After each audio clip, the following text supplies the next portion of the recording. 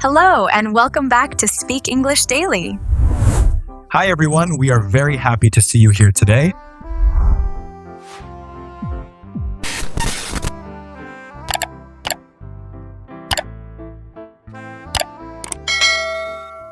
I need to complain about something today. That sounds serious already. It is serious. Native English speakers never answer questions properly. Wow, starting strong today. No, listen. I ask a simple question and people give me these confusing half answers.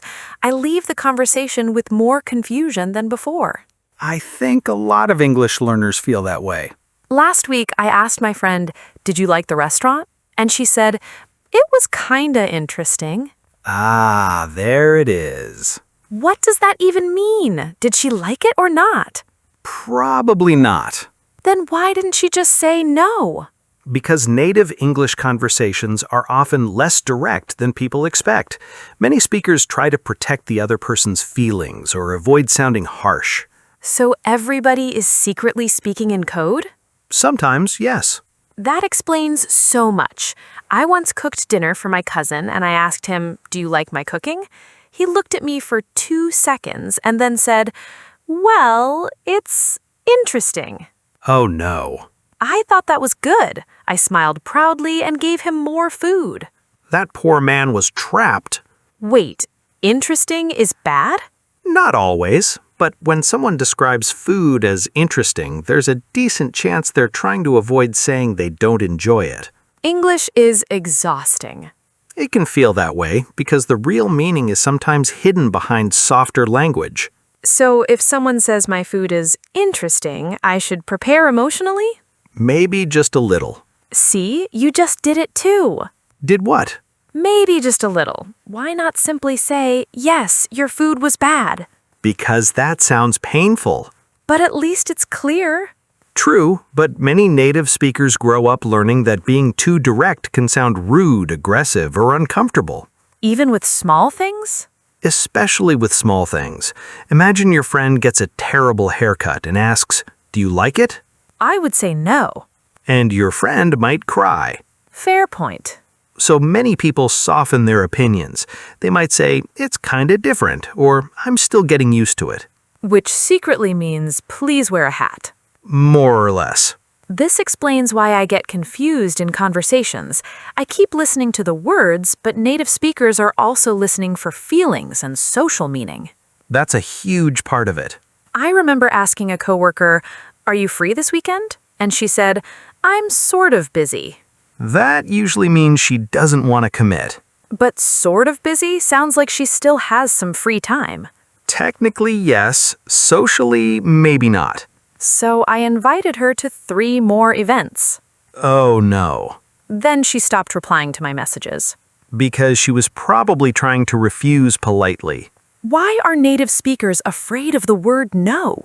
It's not fear, really. It's more about keeping conversations comfortable. Direct answers can sometimes create tension. I guess that makes sense in workplaces too. Definitely. In professional situations, people often soften criticism or disagreement. Like what? Imagine your boss shows you an idea that makes no sense. Dangerous situation already. Instead of saying, "This idea is terrible," you might hear something like, "I'm not sure this is the best direction." Which secretly means, "Please delete this immediately." You're learning fast. Honestly, I think I need subtitles for native speakers. The good news is that once you notice these patterns, conversations become much easier to understand. So the hidden message matters more than the literal words sometimes. Yes, sometimes native speakers are saying something without saying it directly. That sentence alone explains half my life. And once you understand indirect language, your listening skills improve a lot because you stop expecting every answer to sound simple and obvious. I'm starting to realize English conversations are less about perfect grammar and more about reading the atmosphere. That's such an important point. Language is also social behavior. People choose words carefully to sound friendly, polite, relaxed, or less confrontational. Meanwhile, I've been walking into conversations like a lawyer demanding clear answers. Which probably shocked a few people.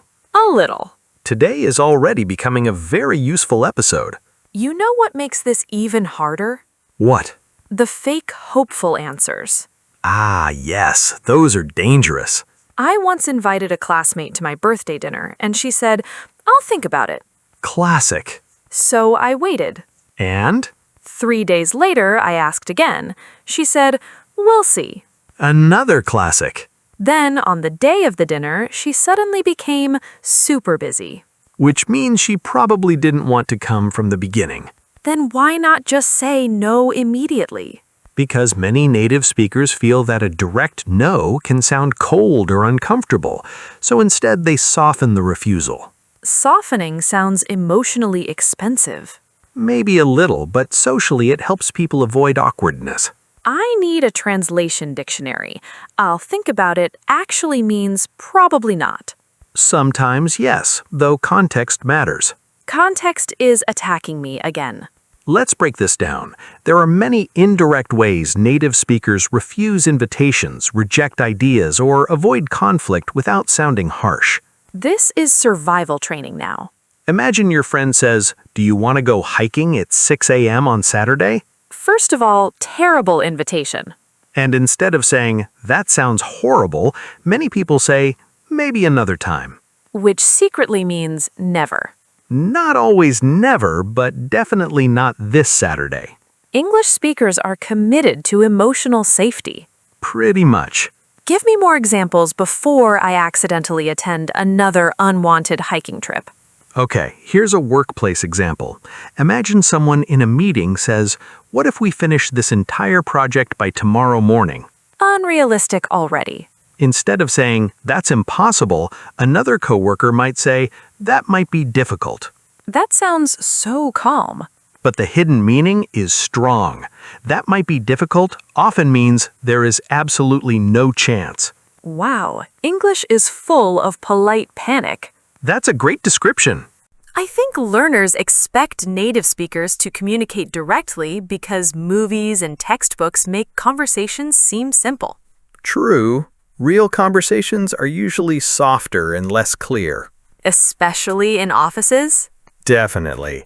Workplace English is full of indirect language because people want to disagree without creating tension. So instead of saying, "Your idea is bad," people say things like, "I'm not sure that's the best idea." which means, "Please stop talking." Sometimes, yes. This explains every meeting I've ever attended. Here's another one. If your manager says, "Let's revisit this later," that can mean they don't want to continue discussing the idea. English speakers are professional escape artists. They really are. I think I'm too literal for this language. You're not alone. Many learners hear the words but miss the social meaning underneath. I remember inviting my neighbor to dinner once. He smiled and said, "I have to check my schedule." Another important phrase. I waited for schedule updates like it was a business conference. Did he ever respond? Never.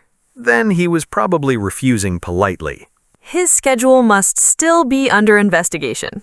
Probably. The confusing part is that all these answers sound positive at first. That's the point. Native speakers often try to protect the other person's feelings while still saying no.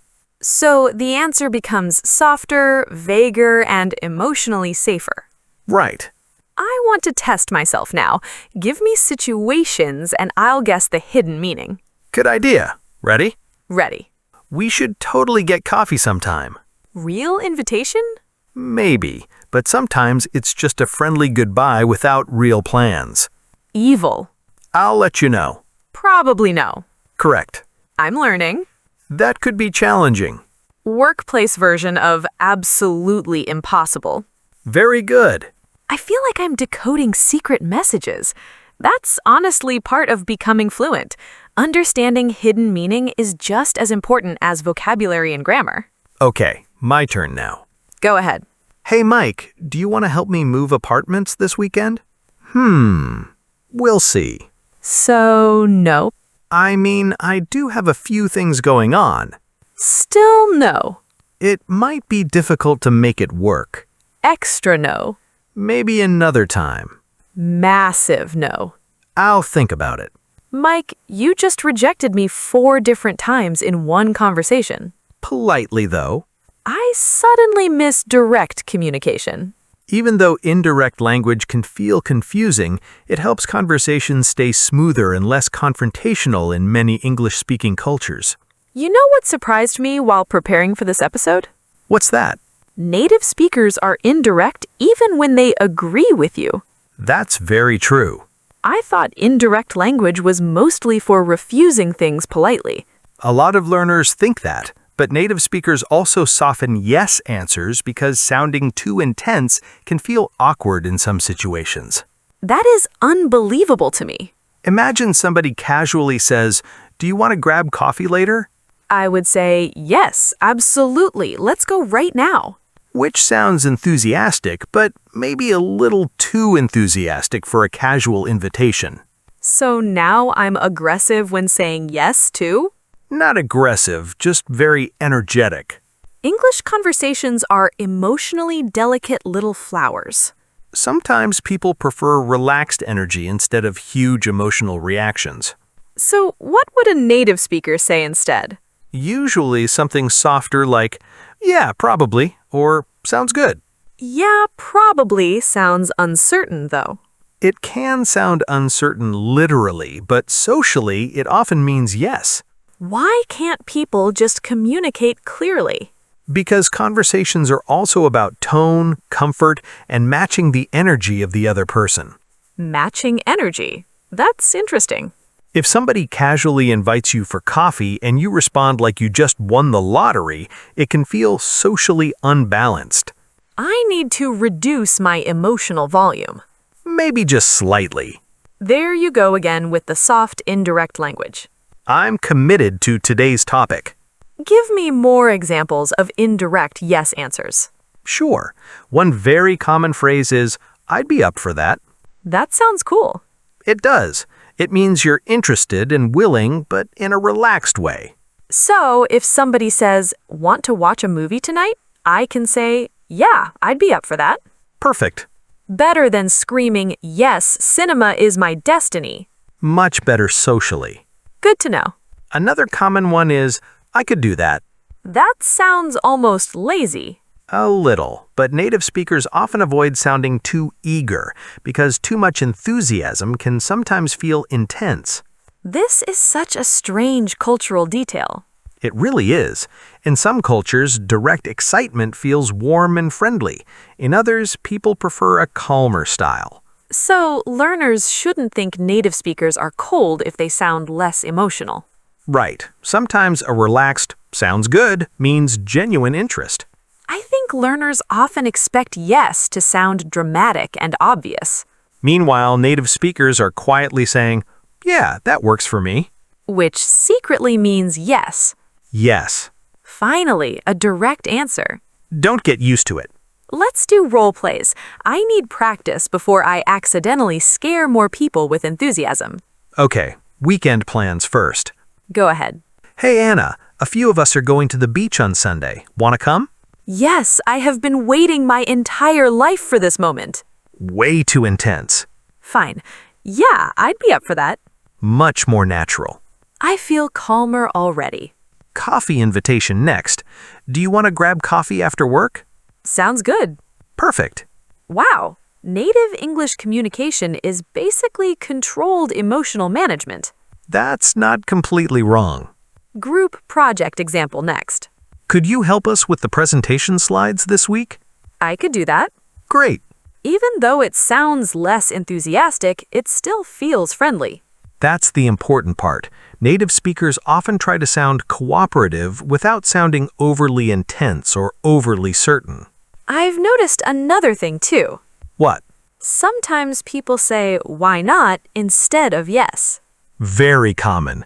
At first, I thought they were challenging me philosophically. No, usually it just means they're open to the idea. English really hides simple meanings inside casual phrases. And once learners understand those patterns, conversations become much less confusing. So, indirect language isn't always negative. Not at all. It can make conversations feel more relaxed, friendly, and socially comfortable. I think I finally understand why native speakers rarely sound extreme in daily conversations. Right. A softer answer often helps people sound more natural and emotionally balanced in casual English. I think I've discovered my biggest problem in English conversations. Only one? Very funny. But seriously, I think I sound too direct when I give opinions. That happens to many learners. Because in my mind, honesty is helpful. And in many situations, it is. But in English-speaking cultures, people often soften opinions to avoid sounding harsh or confrontational. See, this is where I struggle. If a movie is terrible, why not just say it's terrible? Because people often care more about keeping the interaction comfortable than delivering the strongest possible opinion. That sounds emotionally exhausting again. Maybe, but it also helps protect relationships. Relationships survive by avoiding honesty? Not avoiding honesty, more like packaging honesty carefully. Like emotional gift wrapping. That's actually a great way to describe it. Fine, let's test this. Yesterday, I watched a movie that was unbelievably boring. The plot made no sense, the acting was painful, and I wanted my 2 hours back. Strong feelings already. So, I told my friend that movie was awful. Direct and clear. Thank you. But many native speakers would soften that opinion. Into what?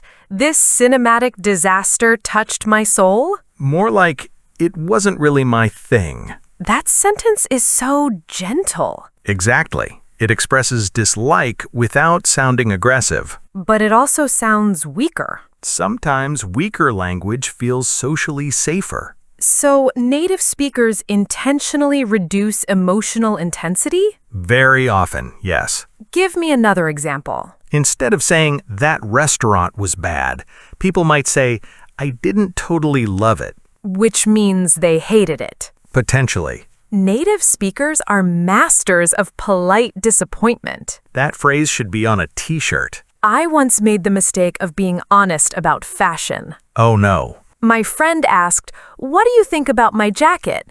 And I said, "It looks like a sofa from the 1980s. Anna. What? It did. That probably sounded pretty harsh. I thought it sounded creative. Native speakers often soften fashion opinions because appearance is personal and emotional. So what should I have said? Maybe something like, it's a very bold style, or it's not something I could personally wear. Those answers are so diplomatic. That's the point. Softer opinions help people avoid embarrassment or conflict. I think I understand this better now.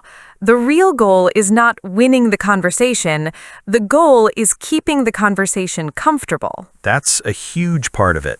Does this happen a lot at work, too? Constantly. Workplace English is full of softened opinions. Give me an example. Imagine a coworker gives a presentation that's confusing and disorganized. I would say, your slides are a psychological attack. Which is probably not ideal for office relationships. Human resources would definitely contact me. Very quickly. So what would a native speaker say? Something like, I think the presentation could have been a little clearer. That sounds so calm compared to my version. Because people want to give feedback without humiliating someone. Native speakers spend half their lives protecting each other emotionally. Sometimes, yes. What about dating apps? Please tell me indirect language exists there too. Oh, absolutely. I knew it. Imagine somebody goes on a date and doesn't feel a connection. I would say, this conversation has damaged my spirit. Again, too intense. I'm learning nothing from this episode emotionally. A native speaker might instead say, you seem nice, but I don't think we're the right match. That sounds much kinder. Because rejection becomes easier to accept when the language is softer. So softened opinions are basically social cushioning. Exactly. I'm starting to notice this everywhere now.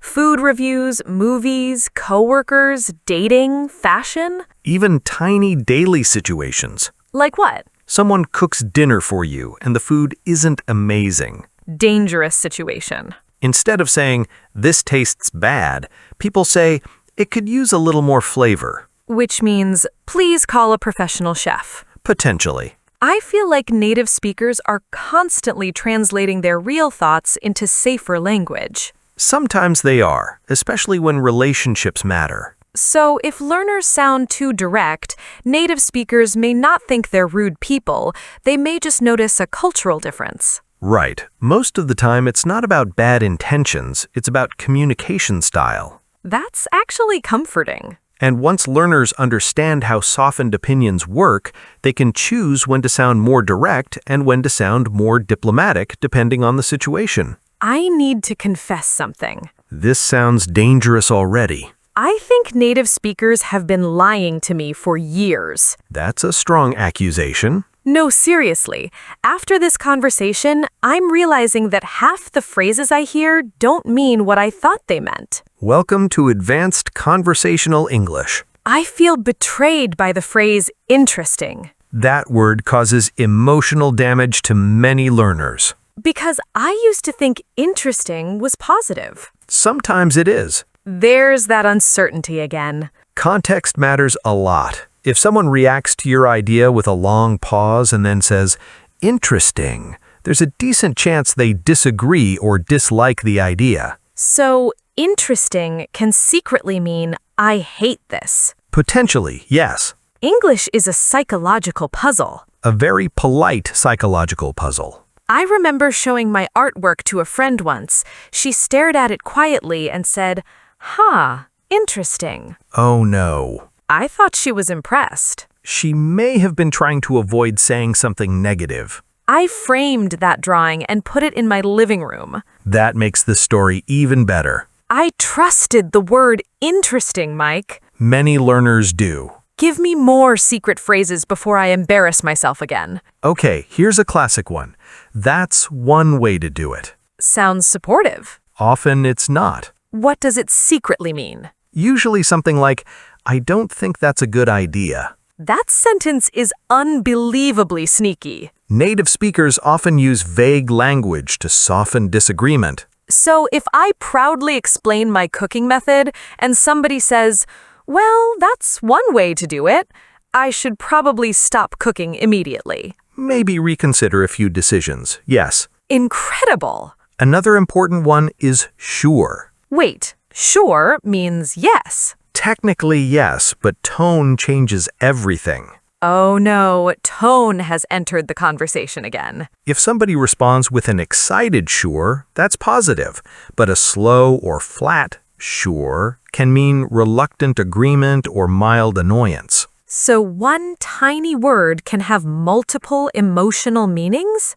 Absolutely. I once asked my brother to drive me to the airport at 5 a.m. and he said, sure. How did he sound? Like his soul had left his body. Then that was not a happy yes. I bought him coffee afterward. I think emotionally he needed it. Probably. Here's another phrase that confuses me. It depends. Ah, that one is dangerous too. Because I hear it all the time. In many situations, it depends is a softer way to avoid saying no immediately. Example? Imagine somebody asks, do you want to help me paint my apartment this weekend? Terrible invitation again. And the other person says, it depends. Meaning? Probably no, unless something changes. So it's basically a delayed rejection. Sometimes yes. Native speakers really love emotional suspense. They do. My favorite fake friendly phrase has to be, we should hang out sometime. That phrase confuses almost every learner. Because it sounds like a real future plan. Sometimes it is real, but often it's simply a polite way to end a conversation warmly. So when people told me that years ago and never contacted me again, they were probably being socially friendly rather than making concrete plans. I spent months waiting for some of those hangouts. That's painful. I even cleaned my apartment once because I thought guests might arrive eventually. That level of optimism is impressive. Nobody came, Mike. I'm sorry. The hardest part is that learners usually translate these phrases literally. Right, but fluent listening requires understanding intention, tone, context, and social meaning. So real fluency is partly emotional interpretation. That's a great way to describe it. I think this episode is changing how people will hear English conversations forever. Because once you recognize these hidden meanings, you suddenly understand why native speakers sound vague, indirect, or emotionally careful so often. I feel like I've unlocked a secret level of English today. That's honestly what this topic feels like for many learners. Because nobody teaches this clearly. Textbooks teach vocabulary and grammar, but they rarely explain the hidden emotional side of conversations. Very true, and understanding that hidden layer helps learners sound much more natural. But I also want to say something important before we finish. Go ahead. I don't think learners should become vague all the time. I completely agree. After today's episode, somebody might think, okay, now I must never speak directly again. And that's not the goal. Sometimes direct communication is useful, honest, and efficient. The real goal is balance. So instead of changing your entire personality, you simply learn when softer language works better socially. Perfectly said. Like with criticism, invitations, workplace conversations, and emotional topics. Right. Understanding context matters more than memorizing rules. I think that idea helps a lot psychologically, too. Learners often panic when native speakers sound vague. But once you recognize the patterns, conversations feel much less mysterious. Also, learners should stop translating directly from their native language all the time. That's such an important point. Because a sentence that sounds normal in one culture may sound too cold, too intense, or too blunt in another. Exactly. Language and culture are deeply connected. So, how can learners start sounding more natural without becoming fake? Start small. Don't try to transform your speaking style overnight. That sounds much less stressful. First, notice how native speakers soften opinions or answers in movies, podcasts, interviews, and daily conversations. Basically, become a conversation detective. Pretty much. Then, copy useful phrases naturally instead of translating directly. Yes, phrases like, "That works for me." "I'm not sure about that." "It could be better." "I'd be up for that." Those expressions sound calm and socially smooth. And they become easier with repetition. I think learners also need to remember that indirect language doesn't mean dishonesty. Right. Often, it simply means the speaker is trying to sound respectful or emotionally careful. Okay, final challenge for me. Let's do it. You give me direct sentences and I'll make them sound more natural. Good. First one. Your presentation was confusing. I think some parts could have been a little clearer. Excellent. I sound like a peaceful office employee now. Next one. I don't want to go to your party. Maybe another time. Very natural. Emotionally gentle rejection. I'm evolving. Next one. This food tastes bad. It could use a little more flavor. That's perfect. Even I would accept that criticism peacefully. Last one. I hate this idea. I'm not sure that's the best direction. You officially speak fluent workplace English now. I feel powerful. And the best part is that learners don't need perfect grammar to improve conversations immediately. Sometimes understanding tone, social meaning, and softer phrasing creates a huge difference. So, if today's episode helped you understand native speakers a little better, that already means your listening skills are improving. And remember, fluency is not only about speaking English correctly, it's also about understanding how people connect, react, disagree, and communicate comfortably with each other.